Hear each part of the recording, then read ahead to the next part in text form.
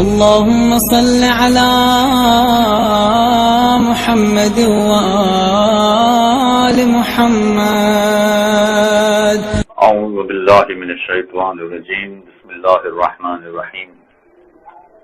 اسلام میں بہت سارے ایسے مقامات ہیں کہ جہاں غریبوں پر خرچ کرنے کے لیے کہا گیا ہے، اور کچھ مقامات ایسے ہیں کہ جہاں پر واجب ہے کہ وہ غریبوں کو دیا جائے.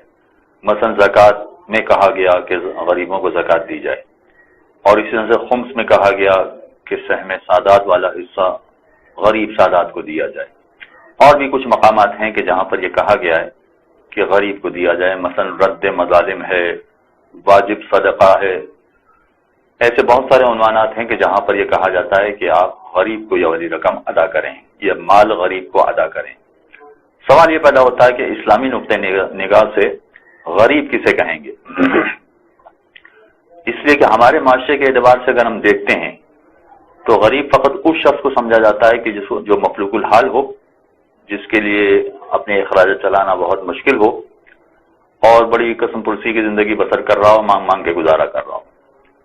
اسلامی نقطۂ نگاہ سے ذرا سا فرق ہے، چنانچہ یہ جاننا ضروری ہے کہ اسلامی نقطۂ نگاہ سے غریب کون کہلاتا ہے. غریب وہ شخص ہے، ہر وہ شخص ہے کہ جس کے اخراجات اس کی آمدنی سے زیادہ ہوں. اس کا مطلب یہ ہوا کہ اگر کسی کی آمدنی 5,000 روپے ہے مگر اس کے اخراجات 6,000 روپے ہیں تو یہ شخص غریب ہے. لیکن فقط یہی شخص غریب نہیں ہے، بلکہ اگر کسی کی آمدنی 50,000 روپے ہے اور اس کے اخراجات 60,000 روپے ہیں تو یہ شخص بھی غریب ہے. باوجود اس کے کہ اس کی آمدنی 50,000 روپے ہے مگر اس کے باوجود یہ غریب ہے، اس لیے کہ اس کے اخراجات چلانے کے لیے اسے 60,000 روپے کی ضرورت ہے. اگر کوئی اعتراض کرے کہ صاحب پھر تو ہر آدمی اپنے اخراجات بڑھا لے گا اور غریب بن جائے گا، یہ ایسا وہی کرے گا کہ جو کمزور قسم کا آدمی ہوگا، پست قسم کا آدمی ہوگا، وہ یہ کام کرے گا. اور پھر یہ کہ کوئی ضروری تو نہیں ہے کہ ہر ماہ اسے کوئی نہ کوئی امداد کرنے والا مل جائے. لہذا عام طور پر لوگوں کا طریقہ کار یہ ہوتا ہے کہ جتنی آمدنی ہوتی ہے اتنے اخراجات رکھتے ہیں، اس سے زیادہ اخراجات نہیں رکھتے. لہذا اگر اس کی آمدنی اس کے اخراجات کے برابر ہے تو وہ غریب نہیں ہے، لیکن اگر اس کی آمدنی اس کے اخراجات سے کم ہے تو یہ غریب ہے.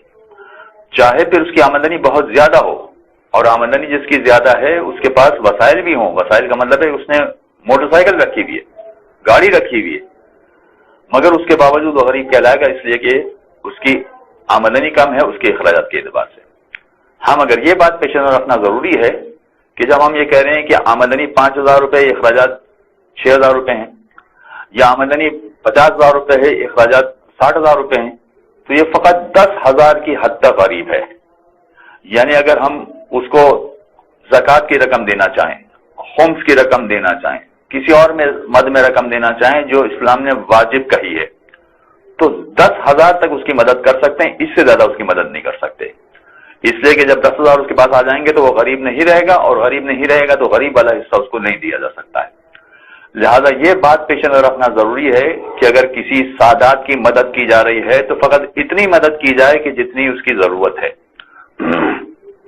اگر فرض کیجئے کہ سید ہے، آمدنی 50,000 ہے، اس کے اخراجات 60,000 ہیں، تو ہم 10,000 کی مدد اس کو کر سکتے ہیں. لیکن یہ بھی ہو سکتا ہے کہ اتفاقی اس کو ضرورت پڑ جائے، بیٹی کی شادی کرنی ہے، گھر میں علاج کی ضرورت پیش آ گئی ہے، یا کوئی اور مسئلہ ایسا پیش آ گیا ہے تو جس کی وجہ سے اس کو 4 لاکھ 5 لاکھ روپے کی ضرورت پڑ گئی ہے، تو ایسی صورت میں وہ عارضی طور پر 4 لاکھ روپے کا غریب کہلائے گا. لہذا اگر ہم 4 لاکھ روپے 5 لاکھ روپے کی بھی مدد کرنا چاہیں تو کوئی حرج نہیں ہے. وصلی اللہ علی محمد وآلہ. اللهم صل على محمد وآل محمد.